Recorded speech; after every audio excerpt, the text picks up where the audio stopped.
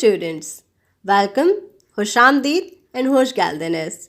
Today we are going to discuss a topic from the history of English literature, and that is the Romantic Age. Yes, we are going to discuss Romanticism today. In today's discussion, my focus will be on the trends and features of Romantic Age, and I'll also try to highlight all those features with reference to the literary figures of the time. Rather, better to say, I'll try my best to exemplify all those features from the poetry of the Romantic poets. So let's start our discussion. Romanticism is a time period that was started from 1790 till 1850.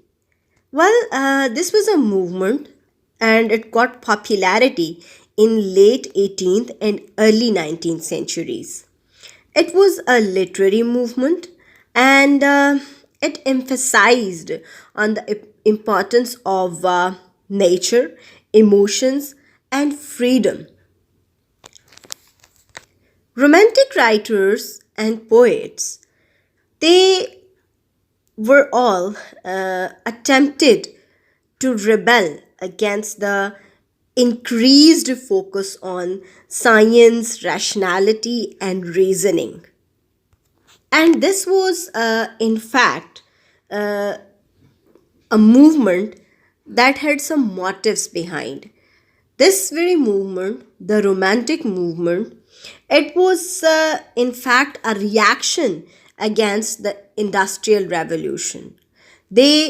All the Romantic writers and poets, they had a motive to celebrate the importance of nature and rustic life, and they wanted to assert the superiority of nature over the emerging industrial trends. So we find romantics celebrating emotions as a powerful symbol of resistance against rationality, reasoning, artificiality, and industrialism. Because industrialism caused a lot of migrations, there was a trend towards urbanization, and the rustic culture was discouraged.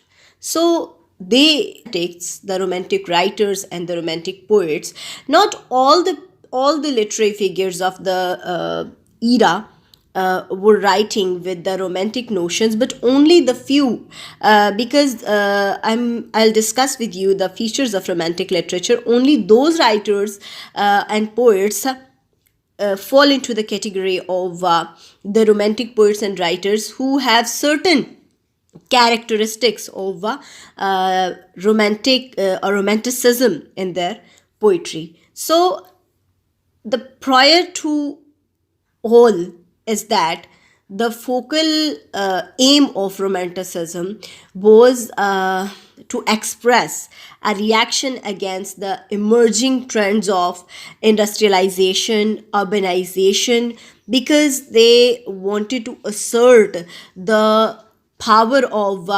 nature over the power of the artificial power of mechanism and technology.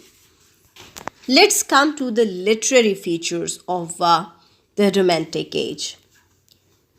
As I have already told you that not every work can be categorized as a romantic work, but only the works that have certain characteristics depicting in them, they can be considered the romantic literary pieces. Either it's poetry or it's drama or it's prose. Let's start discussing those literary features that make a literary piece a romantic literary work. The first and foremost important literary feature of the romantic time period or romanticism is that romantic writers and poets, they celebrate nature in their poetry. Now the question arises, how do they celebrate nature in their poetry? The answer is that in all their poems, in all their poetry and the prosaic works, we find the vivid description of nature. We find them glorifying nature, glorifying different objects of nature, and we find the pictorial representation and celebration of different landscape and rustic scenes, and they celebrate rustic life, rather they glorify rustic life in their works. And this sort of writers and poets can be considered the romantic poets and writers, and this sort of literary pieces can be considered the romantic literary pieces. Like the very important and the we can say the early romantic poets are William Blake, William Wordsworth, and S.T. Coleridge. They belong to the earlier school of the romantic poets, and in their poetry we can find the celebration of nature, particularly in the poetry of William Blake and William Wordsworth. We find a very vivid and elevated description of nature and rustic life. This way they communicate their message to to the people that nature is prior to everything. Nature is more powerful than the artificial industrial mechanism. In different poems of William Wordsworth, like Tinton Abbey, like I Wander Like a Cloud, and many other poems, and in his epic poem, The Prelude, everything is based on the celebration of nature. Everything is singing the song of nature or singing the glory of the nature and rustic life. So, this is the prime feature of the romantic literature and romantic poets, that in their poetry we find a very lucid description, a very elevated description, and rather glorification of nature and landscapes and sceneries and the rustic life, particularly. The second important feature is the recognition and acceptance of human emotions. Yes, in the romantic poetry, we find all the romantic poets paying a special attention and a special consideration to the values and powers of human emotions. Yes, in the whole lot of the romantic poetry we find them celebrating human passions and human emotions. Like in Lord Byron's poetry, in John Keats poetry, we find a very lucid description of and a very beautiful description of the power of emotions. Like in John Keats poem La Belle Dame Sans Mercy, in his poem Ode to Nightingale, in his poem Ode on Melancholy. These are the poems that are showing the power of human emotions. The next important feature of the romantic poetry or romantic literature is that in their poetry they express the passions like or the emotions like pity, sympathy, love, compassion, fear, psychological thinkings or psychological ponderings. Like in Blake's poem, The Divine Image is a poem that is based on the compassion and spiritual notions. Then, in another poem of William Blake, we find, I think that the name of the poem is The Chimney Sweeper, and it's a beautiful poem that is based on the passions of and in the emotions of sympathy. In that very poem, the subject matter of the poem is addressing the emerging problems of in the industrialism that were creating horrible situations for the poor people, for the rustic people. They had to work on low wages, and even their children had to work. And that very poem, The Chimney Sweeper, is based on the subject matter of the child labor. So the very poem carries the theme of sympathy and compassion for the human beings. Again, we find in this poem the celebration of human passions and the celebration of humanity. So the next prime feature of the romantic poets and the romantic poetry is the celebration of humanity and the celebration of humanitarianism, particularly in terms of the poetry of William Blake and as well as the poetry of Shelley and Lord Byron. We also find the feelings and emotions like fear and anger in the poems of romantic poets, like in Mary Shelley's poem Frankenstein. It expresses the very emotions of anger and sort of fear in it. The next feature is the celebration of artistic beauty. Yes, the next important feature of the romantic poetry and the romantic poets is that they celebrate the artistic beauty in their literary pieces. Particularly, if we talk about John Keats, in his poems, we find the celebration of artistic beauty. As another fact about John Keats is that he is one of the followers of art for art's sake. So in his poems we can find the element of artistic beauty, and particularly if we go through his poem Ode on a Grecian Urn, it's a beautiful poem having a lot of subject matters and having a lot of themes, and even the theme of immortality can fall into the category of the themes of Ode on a Grecian Urn. But in the very poem on a Grecian Urn, it is written on an object, that is an urn, a Grecian urn, and on that very urn there is something drawn on it, and the whole poem is based on the description of that very urn and the beauty and the artistic beauty of the very urn, and the pictures on made on which are designed on that urn. The whole poem is based on the very urn. So the subject matter of artistic beauty, the theme of artistic beauty, is also a prominent theme of the romantic poets and the romantic poetry. The next thing is that in the romantic poetry we find a very celebration of aesthetic beauty. They believe in aesthetic pleasure, and this very thing is evident from their vivid portrayal and description of beauty, and even of the beauty of human beings. They do not only focus on the beauty of the rustic life, or the beauty of nature, or the beauty of landscapes and sceneries. They also celebrate the beauty of human beings, like in Lord Byron's poem She Walks in Beauty is a very beautiful portrayal of the celebration of a woman's beauty. So this very poem celebrates the beauty of a woman.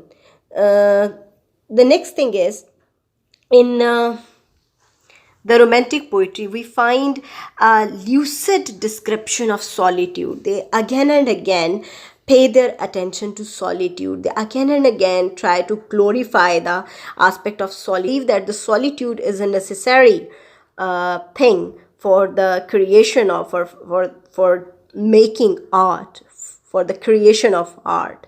So there is a portrayal of solitude in their poetry, and not only in the single poet, but in almost all the romantic poets we find them focusing on the aspect of the solitude, because they consider solitude as a focal need for the creation of an artistic piece. Like in John Keats' Ode to Nightingale, he was in solitude. And then I Wander Like a Cloud. In that very poem, Wordsworth was in solitude. Then in his Ode, Tintin Abbey, again, he was in solitude. Then when we focus on the very poem of Shelley and Shelley's Ode to West Wind, again we can find the element of solitude in that very poem. So almost all the romantic poets, they believe in the power of solitude for the creation of a good literary work, for a quality. Another thing that is that can be taken as a prominent feature of the romantic poets or the romantic poetry, and that is their inspiration for history and their temptation for exoticism. And Shelley's Osmundus is the best example for getting the insight in both of these themes, the celebration of history, inspiration for history, and then exoticism. Another thing Another thing that can be taken as a primary feature or the primary theme of the Romantic poetry and Romantic literature is that their focus on spirituality and spiritualism. Yes, they where there we find their inspiration for exoticism and gothic settings. There we can also find them addressing with different aspects, supernatural aspects, objects in their poetry, or at least the forces that are not in human control, like in Ode to West Wind. We find Shelley addressing the West Wind. Again, that is a very exotic thing, and somehow the supernatural thing. But let's talk about spirituality, how we can find the spiritual aspect in their poetry. When we discuss the very poem The Divine Image by William Blake, we can find a vivid message of spirituality in that very poem. That is We can find the celebration of spirituality in that. We can find spirituality in that. And then Wordsworth's philosophy of pantheism again is an it's evident from their very poetic philosophy that they believe in the strong values of spiritualism. They strongly believe in spiritualism. And then it is also evident in their poetry, like William Blake's The Divine Image is a very excellent example of spiritualism or the celebration of spirituality. Then what I like is that I find the very element of spirituality in the poetry of Shelley as well. Although Shelley was an atheist, but it's not necessary that an atheist cannot be a spiritual person. He can be a spiritual person because spirituality has no religion. Is in his poem Hymn to Intellectual. Yes, the Hymn to Intellectual Beauty is a wonderful example of the celebration of spirituality. It has the very thing, the intellectual beauty is something that Shelley considers a very holy thing, and this very thing can be taken as an aspect of spirituality. Thus, the intellectual beauty is very near to a few of Rumi's poems. That's why we can easily categorize this poem, Hymn to Intellectual Beauty, as a spiritual poem. And then a few more features of romantic poetry and romantic poets are that they use literary devices. They use some specific literary devices in their poetry. For example, they use alliteration, they use personification, like I Wander Like a Cloud by Wordsworth. He personifies himself with a cloud. So the very poem is an excellent example of personification. So not only Wordsworth, there are a lot of people, there are a lot of poets who use this very device, personification, and then alliteration. Another thing is that we find the sensory beauty in their poetry, and then we find the pictorial representations in their poetry. They use vivid imagery because their sole aim is to celebrate nature, landscape, human passions, emotions, and the imaginations. That's why they portray them in the form of pictures. So there is a vivid pictorial representation of sensory beauty as well as the aesthetic beauty, and then obviously the beauty of nature and landscape and rustic life is evident from their poetry. We can find the example of Wordsworth's Ode to Cloud again, and then we can find the celebration of self.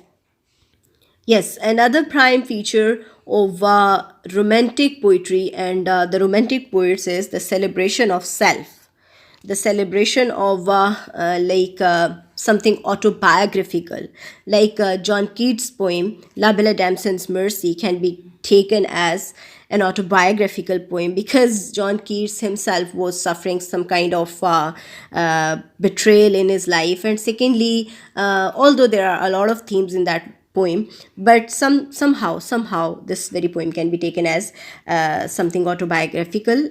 It has something autobiographical in it. But not only in John Keats, there are a lot of romantic poets who use this very thing, the celebration of oneself, and the explanation of the autobiographical sides. uh, these are the uh, prominent features of romantic poetry, romantic age, and particularly the romantic poets. I think we should sum up our discussion here.